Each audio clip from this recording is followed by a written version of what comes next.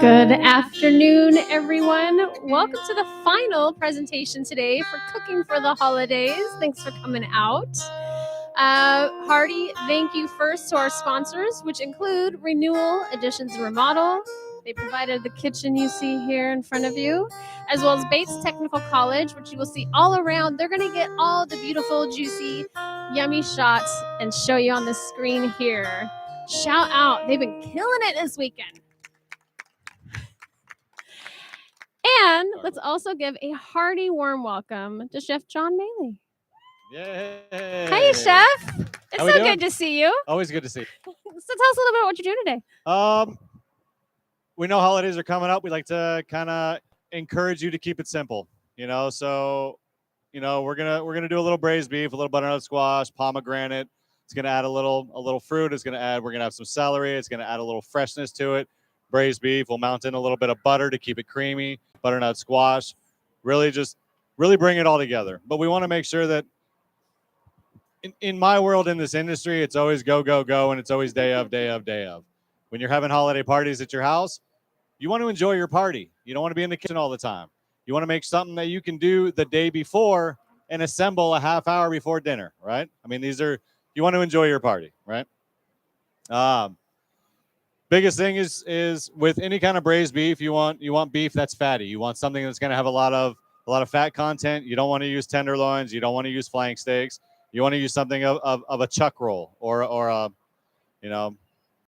short rib or something of that nature. Something that has a lot of fat. Something that is very dense and is going to take a lot of time in the oven to break down. So right here we have some nice pavés of some chuck roll.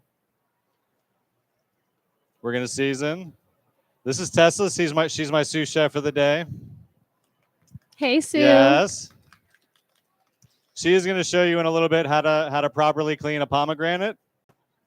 We've all tried it and smashed it in the sink, and it all goes all over the place, and your kitchen looks like a bloody murder scene, right? We're gonna kind of show you an easier way to do it. So with any kind of searing of meat, you want to make sure you have a very hot pan. And so we're gonna go for a nice caramelized edges on the beef itself. After that, we're gonna remove the beef. We're gonna toss in veggies. We're gonna start making the braising liquid, which I have some right here just to kind of help us out a little bit. Anything that you're going to use is kind of like a beef stock or chicken stock. Back in French kitchens when, stocks were still cooking, you would use fond de faucette. Fond is the word for stock, and faucette is, well, the sink. So you still wanted to keep it classy and fancy, right? It sounds very fancy when you say it like that. Very fancy. So what kind of oil are you using there in the pan, Chef? Right now, just a canola olive blend. So it'll be 75% canola and 25% olive oil. I never want to cook with straight olive oil. The burn capacity is way too high, right? So if I have a burner on at 375, my pan's going to start smoking and the oil is going to burn a lot quicker. It's going to run into your food and overall not taste very well. What's everyone's favorite holiday meal? There we go. What do we do for Thanksgiving? Pumpkin pie enthusiast here. That's what we're making next year, apparently. Oh man, you came prepared. You are in full holiday attire. Can we just appreciate this for a second? That is awesome. That is incredible. We came ready, Chef. Chef, what's your favorite holiday dish? I like smoking turkey. I like doing that for Thanksgiving. Growing up with my dad, sometimes we ate sushi on Christmas, so it was like, what are you going to do?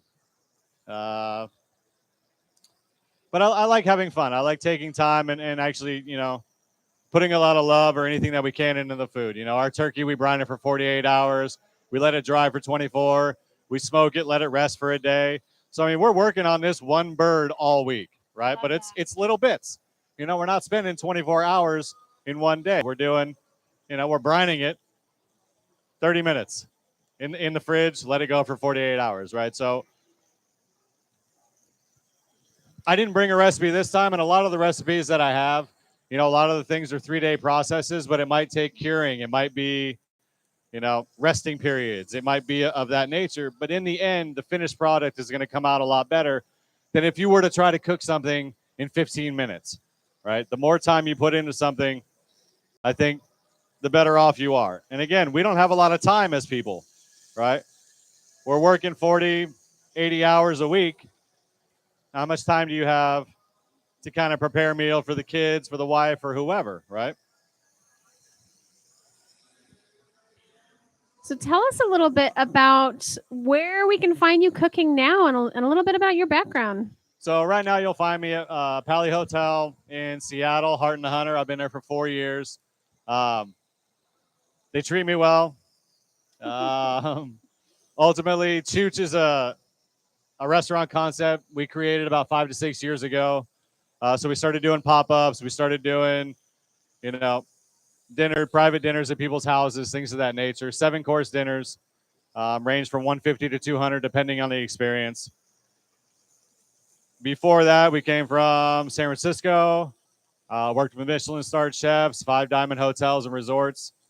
I kind of want to bring, there's a lot of great players in Tacoma, a lot of great places to eat. Yeah. There's also a lot of places that'll serve you frozen.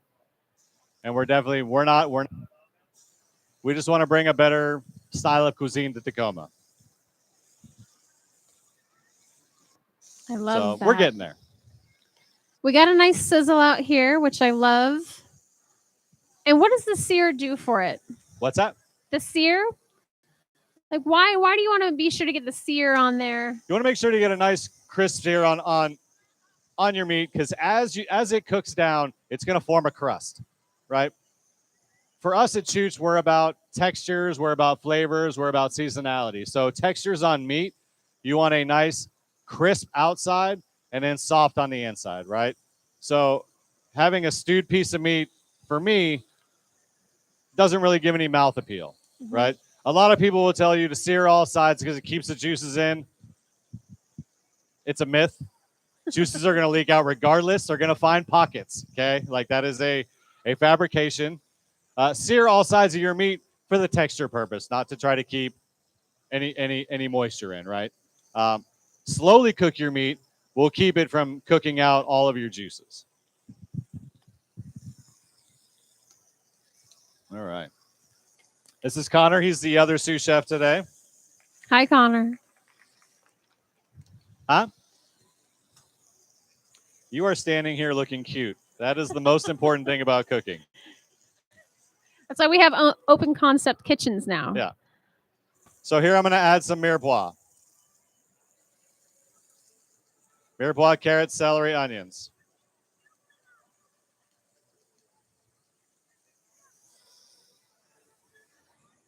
Garlic. Huh? It is. Are you snacking?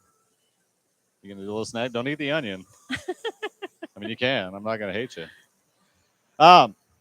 If I'm braising meat, making any kind of stew, soups, anything of that nature, every year produce has a different salt content, sugar content. Every vegetable tastes different every time it's picked. Right? There's no uniform carrot, even in hot houses. There's no. They can't predict how much sugar, how much salt each vegetable is going to have. So for me, I never add salt until the finished product, right? I'm going to reduce my sauce. As reduction happens, the salt flavor and content is going to increase. So if I keep adding salt to something, I'm going to end up with a sauce that's way too salty and unusable. So right now I'm going to season with herbs, vegetables, anything else I can do to get flavor, but salt and pepper I'm going to kind of leave out of the mix. Because right now we already salted our meat. So in this pan already has some salt fragments from the meat that was cooked off. So I don't encourage adding salt as you go. I worked for a chef. We would make sauces. We would make bordelaises, lamb sauce, anything of that nature. We would taste the oil after everything we would do. We would sear off our lamb trim, take the lamb out, taste the oil. Sear off the vegetables, take the veggies out, taste the oil. Deglaze with wine, taste it. And you would taste the progression of salt, and you haven't added anything yet. And it was a crazy experience. And I was glad that I did that because it really opened my eyes to kind of, how much salt food has. We're already getting some of those beautiful for the love smells. of God, use unsalted butter and not salted butter, please. I just had an argument with my front of the house manager the other day. He grew up on salted butter. I said, I don't understand how you did it. Not just don't use it, but for the love of God. For the love of God. Just kidding. You could use anything you want. I'm just kidding. I think the general consensus among chefs and people who cook often is use the unsalted so you can control the salt intake a little bit. There's no control when it's already there, right? So right now I'm going to add we've got some caramelization. I'm going to add some fresh thyme. Fresh thyme, that's correct. No one's looking at you, Mom. Don't worry. Add a little rosemary. You can add any herbs you want. And no, she doesn't use dried herbs, I promise you. You can use any herbs you want. If you want sage, you want to be crazy, throw some lavender in there. Great, throw some lavender in there. I try to keep it consistent. Try to keep it, Thyme is my ultimate favorite. Is there a reason for that? Bottom line, a long time ago, like if you didn't have time in the kitchen, then you weren't able to do anything, right? And at time is one of those words that has multiple meanings. So it's, to me, like time is the essence of all food. You need time for me to cook, right? I need time to cook and I need time to cook. I mean, that's like, I don't. So now that we have a nice aroma of herbs, caramelized veggies, add wine. Everyone asks, what wine do you use? So basically, if I'm braising chicken, I'll probably use white wine. If I'm braising beef, I'm going to use red wine. I'm going to match the color of wine to whatever I'm cooking. Pork, You know, maybe you do a little apple cider. Maybe you do some hard cider. Maybe you do something that'll bring out a little more flavor. But chef, is it a Cabernet? Is it a Syrah? Whatever is in your glass while you're cooking, pour that in there. Right? That's it. I mean, it's cook with what you drink. If you're drinking a $100 bottle of wine, get a box wine. I mean, I'm not. Get it in there. What's that? What's the question? Is it real wine? Yes, it's real wine. No fake wine. Okay, so the question is, why am I adding alcohol to something? So as you cook alcohol, as you cook anything, wine, beer, liquor, all this evaporation is the alcohol content cooking out. So now I'm getting the flavor of grapes. I'm getting a sweet, tangy, acidic flavor before I dump in my rich beef stock.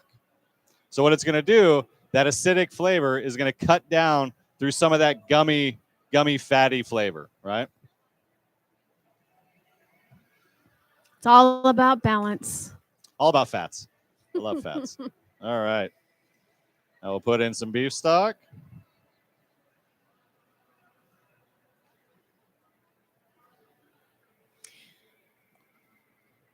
And chef, when you do beef stock at home, do you buy it or do you make your own? Both. I'm not going to lie. If I do make it at home, then we're definitely doing calves feet. We're doing roasted bones. I'm not putting anything on my bones. I'm roasting them whole. We're going to get calves feet for the gelatin factor. We want that. We want the viscosity that we're going to get out of calves feet. But yeah, there's a lot of brands out there that'll give you a great beef stock. But again, we do our turkeys and all of that. And then this one will go right in the oven. And you're going to braise this guy. You're going to want to fill it up a little bit more.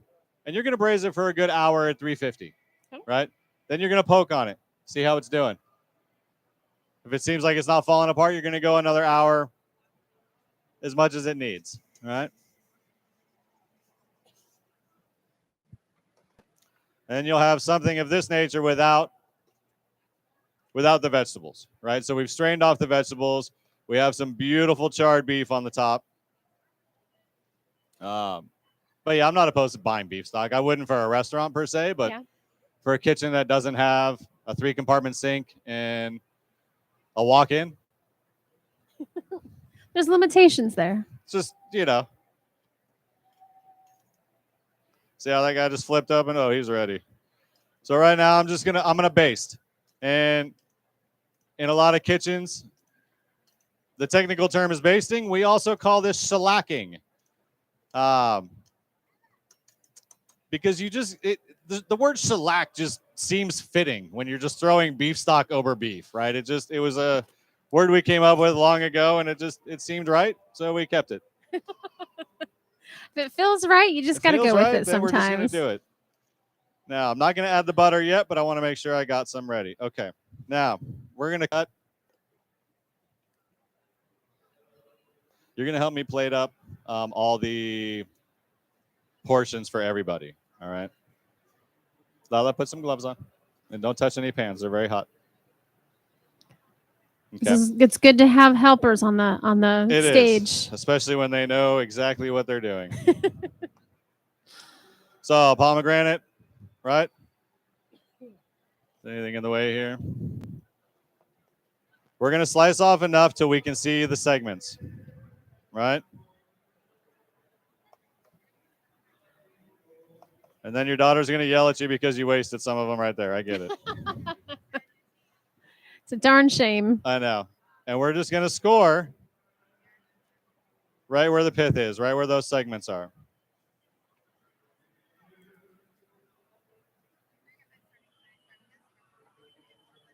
We have a good shot of that on the screen.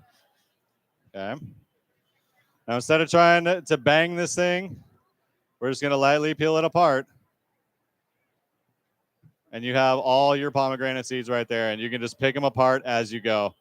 Most of the times, you'd be sitting there banging them, trying to get all that white stuff off. This way, it's a little bit of a no-brainer. Easy peasy. Yeah. Yeah, peel them, eat them. You know the drill. So at home, do your sous chefs here help often? Is this a family affair? We peeled some pomegranate the other day. We've made eclairs and cream puffs and yeah, they're picky. They'll make what they want to make. I mean, it's you know, if we're doing scallops one night, I'm sure she'll have her hand in it, saying, "Yes, Daddy, where's the scallops at?" That's how you get kind of first dibs. You're like, oh darn, I have to quality test this for you. We went ahead and did a butternut squash puree. We're pretty simple at Chuch. I don't believe that everything has to be meat, veggie, starch, right? There might not be a potato. There might not be a starch. There might not be anything of that nature on the plate.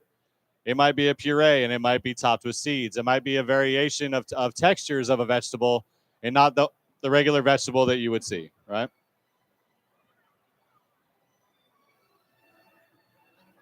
Turn that off.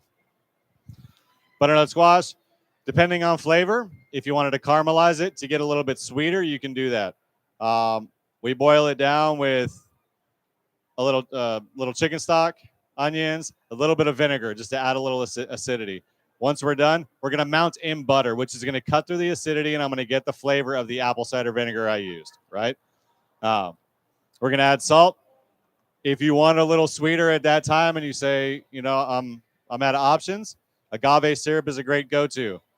Honey and maple syrups, I think, are a little too much sweet, but agave syrup a little bit goes a long way. So, and it's organic and natural and all that kind of good stuff. And if you wanted to make this ahead of time, could you just have it sitting in the fridge? You can have this sitting in the fridge for probably up to 2 to 3 days. Nice. I mean, it's after 3 days, I don't encourage anyone to eat anything. Not going to say I don't. I'm a fatty. I like whatever. I'll throw it in a quesadilla. But anything after 3 days, you're going to lose a lot of the flavor. A lot of the flavor is going to leak out. Your purees are going to get kind of watery.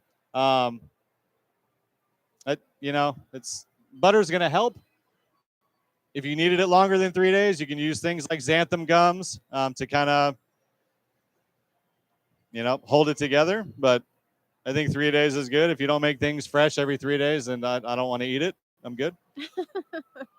Right? No, we're going to get you. I'm going to have you help out with the to-go products when we do them. Okay. Again, beef's still going. Let's see. Just have a nice little swirl of that butternut squash color on the plate there. Yeah.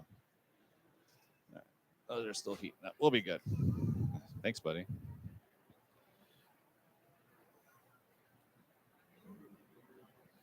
And when it comes to presentation, do you have a philosophy? Because your plates are always impeccable.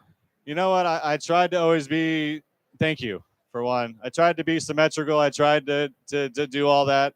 And sometimes it just comes down to, like, where I want stuff, right?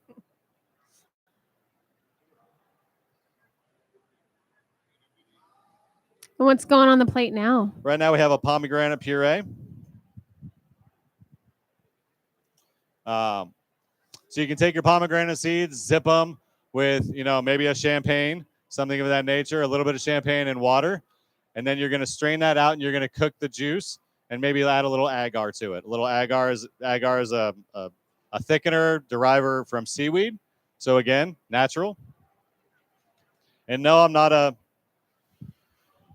organic buff. I think sometimes it's the better route. Oh, we have a question up here, Chef. Chef, when you say you zip your pomegranates, Yep. Are you blending them into pulp? Is Yes. that what you mean? Yeah, I'm blending them in the blender for sure. Thank you.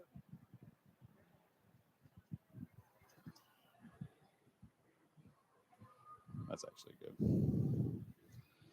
All right. So now we have our beef. We have, our veggies on the plate. A little bit of sauce.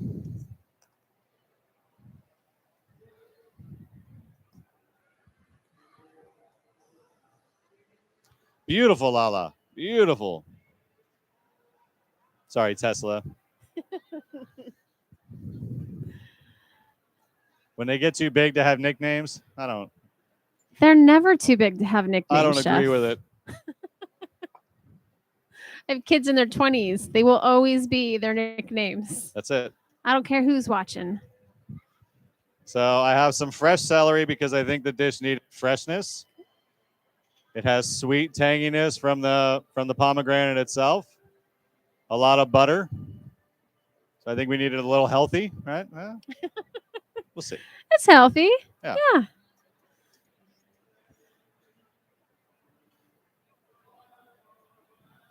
Oh, that's enticing.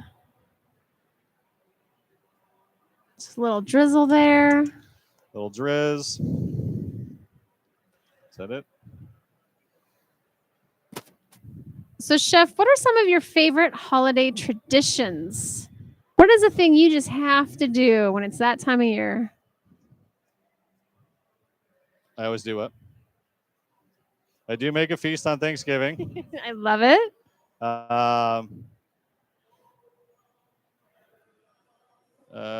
Decorations, I think, are my jam. Christmas decorations, Halloween decorations. Are we going like full on National Lampoon? I try, if the outlets can handle it. The envy of the neighborhood. Yeah. And then I pickle mustard seeds. Again, we blanch them 3 to 4 times just to kind of open them up. And then we'll cook them down in vinegar and sugar. Oh, all right. And there's Guy right there. There's a plate. Let's give it up, guys. Beautiful texture, balance of flavors. You got a little bit of everything on there. Let's do. Oh gosh, look at that plate there, Check guys, this. on the screen. And just kind of. She's pretty. Any questions? I'm here with the microphone. Don't be shy. Oh, we got a couple questions. Okay. I'm gonna. Do the same here. We're gonna do second row first. What do you do with the vegetables, like the carrots and the onions and the celery and the garlic? What was the question? So after you've done all of your roasting, you've got the onion and the carrot, the celery. What do you do with those? Usually discard. Once we've usually gotten all the flavor out of them, I'm sure we could find something to do with them. I mean, we could serve. You can serve them definitely on the plate themselves. Like, I mean, you're at home. It's kids aren't eating vegetables. Maybe they'll eat them if they're cooked down in beef stock, right? You got to sneak it in there. We got a work of art happening up there too. I love it. Oh, it's perfect. Look at that. We have another question here. So you talked about mustards. Did you say pickled mustard seeds? Pickled mustard seeds. Okay, can you kind of walk us through that super quick? Yeah. Oh, we're coming down into the audience, Chef. So, mustard is made out of seeds. So you either have brown mustard seeds, yellow mustard seeds. And what we do is these are a lot smaller when you get them. So we're going to blanch them in water 3 to 4 times just to kind of take out the bitterness of mustard. And then we're going to actually pickle them and we're going to reduce the liquid. So we're going to do 1 part vinegar, 1 part sugar, 2 parts water. Maybe throw some orange zest in there. Let it reduce all the way down till you get just this beautiful syrup. And it kind of looks like caviar. But the mustard seeds will grow as they're sucking in the moisture. And so you get a beautiful, beautiful product. And they're fun, right? A little something different. I love that. Yeah. Okay. No, it's perfect, buddy. That looks phenomenal. It is indeed a work of art. We got to see it on the screen. Job well done, sir. Any other questions for Chef? Everyone's just quiet. We're just in awe, just watching. So what are we doing next? We're going to plate up the big plate right here. And then we're going to kind of, I don't know if we have serving utensils from the plate or, I don't know. We'll figure that out. We always do around these we'll figure that parts. out. I have another question here. Hey, chef, obviously the kids get in and help you. Do you have advice for parents who'd like to encourage their kids to get in to the kitchen with them? Yeah, I mean the biggest thing is safety, right? So there's a lot of sharp objects. There's a lot of hot things in kitchens. I mean, start small and teach safety. Yeah, I mean, start out with pancakes. That's what we did, and he burned himself many a time trying to get the spatula on the hot pan, right? I mean, you learn. I mean, I'd rather he didn't learn that way, but it happened. Yeah,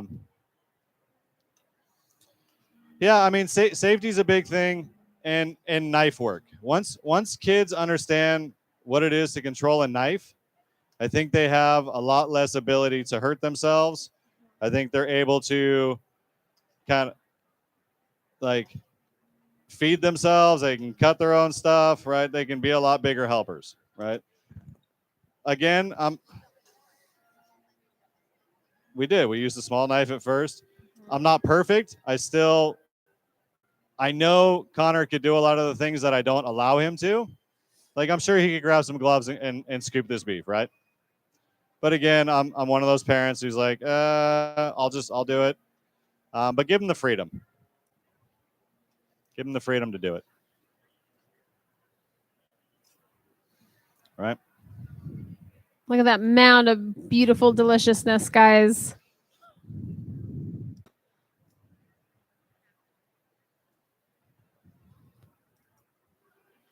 Any other questions for Chef? What would you serve this alongside? Oh, a big heaping bowl of mashed potatoes. Yes. No questions asked. Yeah, throw some cheese and sour cream in them. None of those roasted fingerling fancy potatoes. I want mashed butter, cream, all that. Yeah. I love that. We have another question here. Baked potatoes or Chef, potato skins. what is a good or what is your favorite quick go-to meal?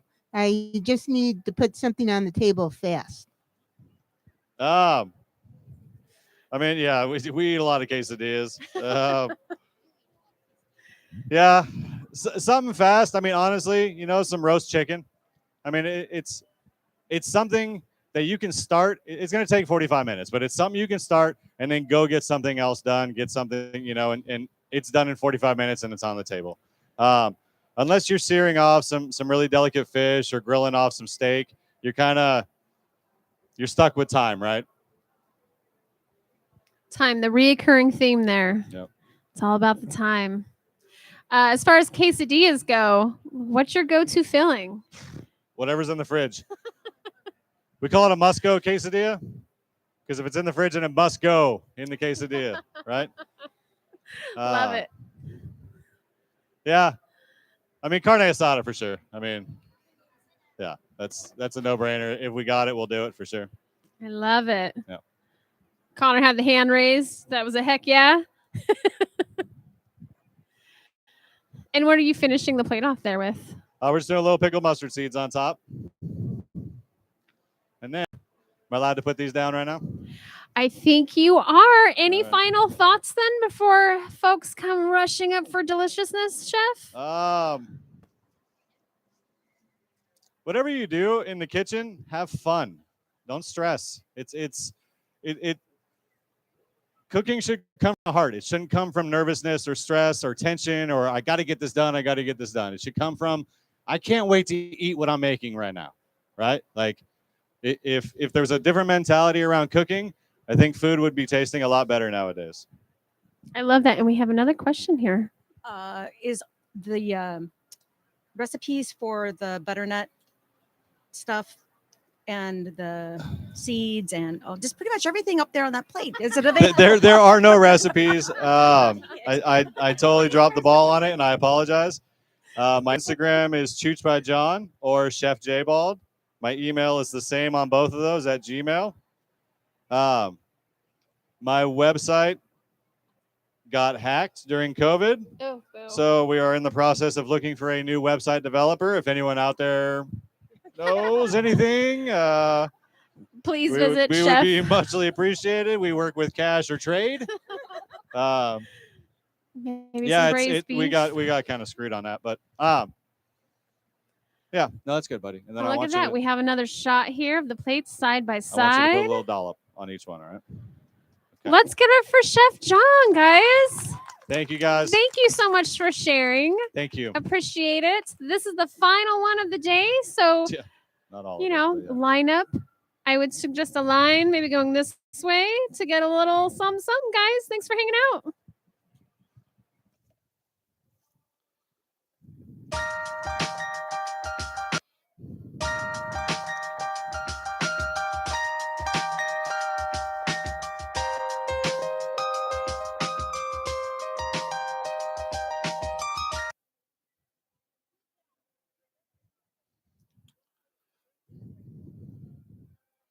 Okay. Huh? Yeah.